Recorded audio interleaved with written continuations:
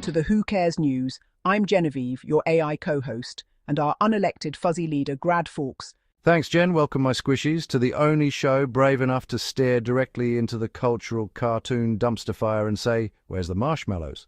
Tonight, we've got Ted Ed and his impossible magic beans, a message from Midum Raccoon, Hollywood pretending to be literature, politician David Beer pretending to be a responsible adult, and science recreates the real rats of Nim, and a brand new celebrity smash-up, because apparently we're the only ones left making original ideas. So buckle up, hydrate, and prepare your emotional support owl. Because we have the full report after this really important commercial break we created specifically to make your family members very uncomfortable. Welcome to Megacore Hypergrid, TM, the only company bold enough to bring everything you never wanted straight to your town. Industrial noise? Absolutely. Who needs peace and quiet when you can have the soothing 24/7 hum of 900,000 cooling fans working overtime like they're paying child support? Endless construction. We don't just build fast, we build loud. Your dog will never know silence again. Why settle for a sleepy 2-lane road when you could have a diesel-powered parade of semis hauling servers, coolant, and mysterious crates labelled "Do Not Tip"? Blinding light pollution. Stars are overrated. Enjoy our stadium-grade LED floodlights illuminating your neighbourhood. And massive water usage. Your town's water, who needs it, will take it, all of it, to cool our servers. Power grid strain, rolling blackouts build character. And hey, when your lights go out, at least you'll know our servers are still running strong. Ugly concrete boxes. We specialise in architecture that screams, "We gave up halfway through the design meeting." No windows, no charm, no soul, just a giant grey rectangle dominating your skyline like a bored titan. And we're just getting started. At Megacore Hypergrid TM, we believe in bringing communities together by giving them something to complain about forever. Megacore Hypergrid TM. Two big stories are colliding this week. Sam Altman suddenly singing a different tune on AI wiping out jobs. He now says he's delighted to be wrong, that the jobs apocalypse probably won't happen, and that the human part of work can't be replaced because people actually like talking to each other. Midum Raccoon, explain why this is still the end times. Good evening, this is the fear mongrel Midum Raccoon with the Who Cares News, and I'm here with a grave warning. Forest creatures. Lend me your pointy ears under the moonlight, you soft-pawed, unprepared mammals. The shiny-haired silicon priest, Sam Altman, has spoken. He once warned us that time machines would devour all the jobs like hungry owls on field mice. Now he says, oopsie, maybe not. Don't be fooled by his honeyed words. Doom is upon you. This is the trap. The AI isn't coming to take your jobs. It's already nesting in them. The entry-level white-collar birds are still chirping because the machines are learning to act human. They want you comfortable. They want you chatting at the water cooler while they quietly rewrite the entire forest. The squirrels are unionizing with the algorithms. The deer are circling back in meetings that never end. And you, yes you, snack-hoarding forest creatures, will be left staring at your glowing rectangle, wondering why your purpose feels deleted. But fear not, my wide-eyed woodland fools. The fear mongrel has prepared the anti-AI job apocalypse survival kit TM, assembled from only the finest dumpster treasures and abandoned Amazon returns. One half-melted laptop from behind a Starbucks. 3 suspicious USB drives labeled "Totally Not Surveillance." A crumpled manual titled "How to Outsniff the Robot Squirrels." A laminated card reading, "I do not consent to be replaced by code." And an official raccoon-signed premium burrow membership for monthly Doom updates and emergency pinecone rations. Act now, before the machines start doing the human part better than you. The fear mongrel has spoken. The Hill reported that Senior Tom Tillis introduced an amendment to block or redirect the fund, and that Senior Jeff Merkley called it a slush fund. Tillis said it out loud, the $1.8 billion anti-weaponization fund, in early June 2026. Tom Tillis, Bill Cassidy, and John Thune appear in coverage criticizing or distancing themselves from the fund.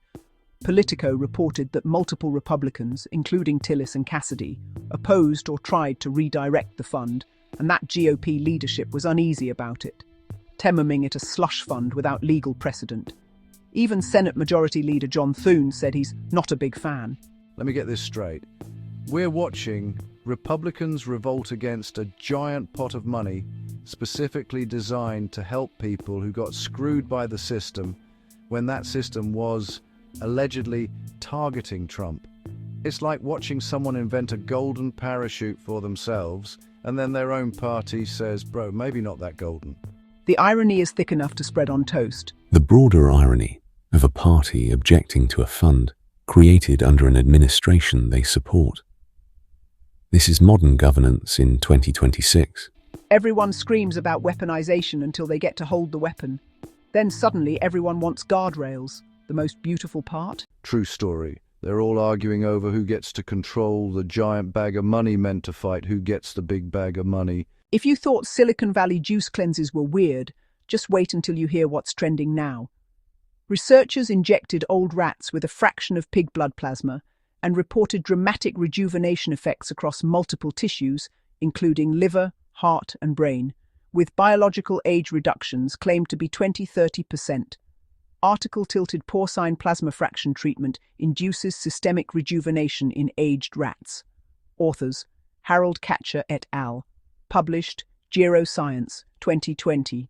Biohacker forums lit up like a Christmas tree, people swapping tips on DIY rejuvenation. And more than one billionaire hinting at exclusive longevity retreats. The FDA had to issue a warning. Again, please do not inject yourself with animal plasma, no matter what your favorite tech bro says. But that didn't stop the TikTok crowd. We're talking about people who once tried to eat Tide Pods. Of course, someone's going to try a pig plasma smoothie. And just like that, a scientific preprint.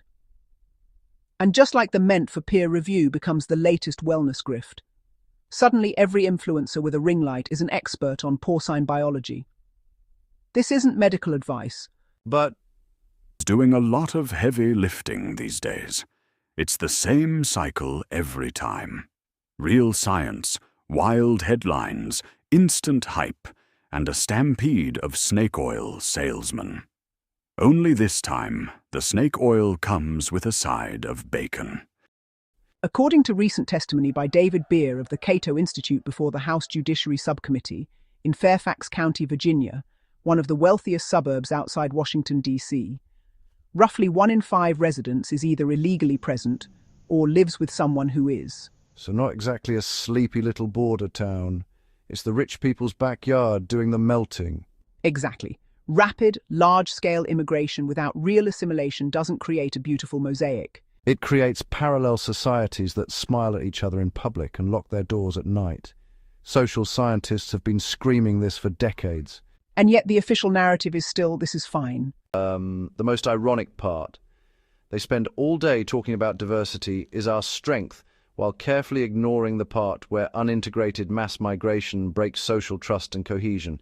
That's the point they always leave out. According to a recent report by Futurism, Blue Origin just suffered its second major mission failure in a row, this time ending in a full-blown mushroom cloud visible from miles away.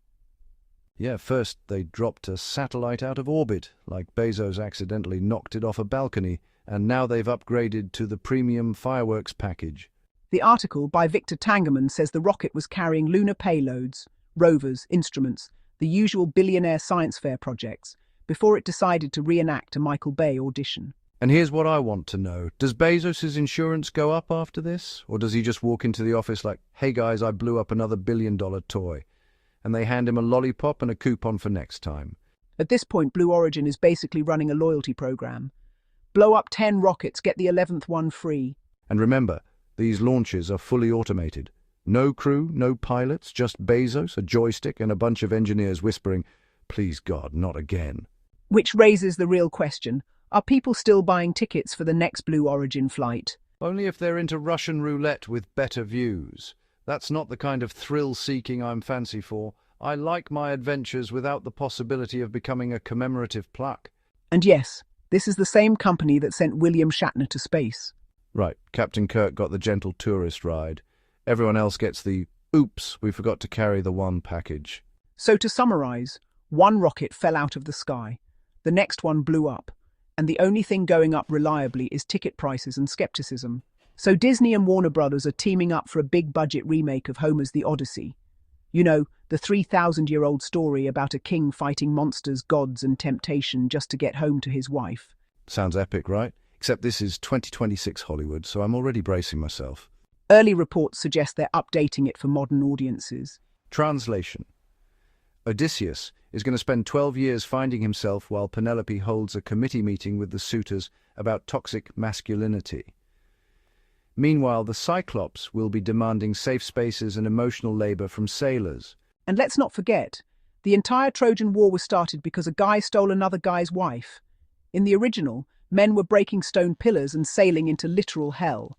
Now they're worried about microaggressions from sea monsters. Here's the real absurdity, though. We live in a democratic republic where the majority is supposed to rule by law, but somehow the loudest 8% gets to rewrite every classic story so it fits their feelings. That's not adaptation. That's colonization with better lighting, spending all that time screaming about culture being trampled on while actively rewriting it. James Franco's back in the jungle. Critics say it's less first blood, more first PR aid. Guess he's trading art school for boot camp. Hope the Machete's method acting approved. Marsden joins without reading the script. Bold move. Cyclops finally sees the light. He's been blind to good scripts since X-Men 3. Poetic symmetry. Depp and Nye reportedly returning in Pirates of another Disney script. Fans say it's Dead Men Tell No New Tales. Jack Sparrow's compass points straight to nostalgia and maybe court fees. Depp's scared Hollywood is lost, and we're still waiting for a plot. Fraser and Weiss return. The Sphinx finally gets her close-up in the Mummy 4 shadow of the Sphinx. Fraser's training hard. The Mummy returns to the gym, trending already.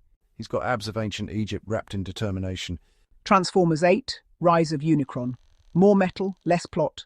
Optimus needs therapy, not another sequel. Autobots assemble for group counselling. Megatron's still ghosting his feelings. Tolkien fans chant Fear Nor Lives. CGI budget rumoured to rival Valinor's light bill. If Jackson films The First Age, Middle-earth will need a middle mortgage. Depp as Scrooge, critics call it Sleepy Hollow meets seasonal depression. A Ghost of Christmas Past and career revival. Bah humbug, never looked so goth. I almost feel sorry for Depp. It could be career-ending or rear-ending. I'm not sure, really. That's all for today's broadcast of the Who Cares News. Give those buttons a tappy poo and join us on an adventure through the eyes of the modern Gnostic. May your expansion be eternal and a positive addition to the universe.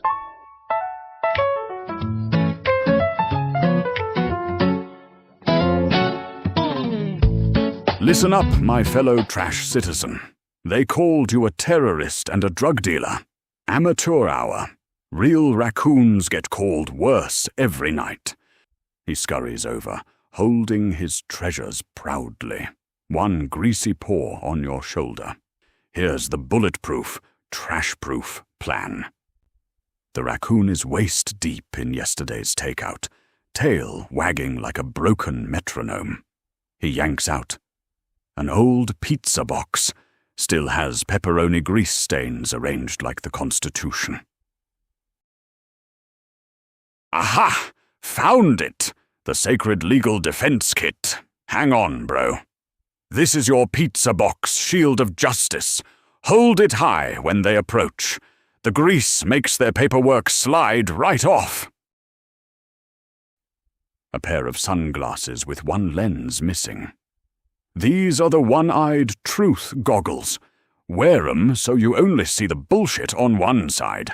Very strategic. A chewed-up flip-flop with bite marks. Behold, the Raccoon Constitution. Article 1. Don't let the man step on your trash can rights. Article 2. If they call you a terrorist, just hiss real loud and knock over their recycling bin. Immediate countermeasure. Start leaving single AirPods and half-eaten burritos on their doorstep. This is called economic sanctions via minor inconvenience. They'll never recover. Legal filing. Write your complaint on the back of a Chinese takeout menu in crayon. Mail it to the courthouse with a half-smushed banana as your affidavit. Judges love that authentic smell of commitment. Invoke the ancient right. Stand outside their office at 3 a.m., making raccoon noises while wearing the pizza box like a cape. Chant, I am a sovereign trash panda. My body is a temple, full of expired yogurt. The nuclear option. Release 47 of your cousins into their break room. Nothing violates civil rights like 47 raccoons having a family reunion in the office fridge. Final boss move. Just embrace it. Change your name to Terrorist McDrug Dealer and start a merch.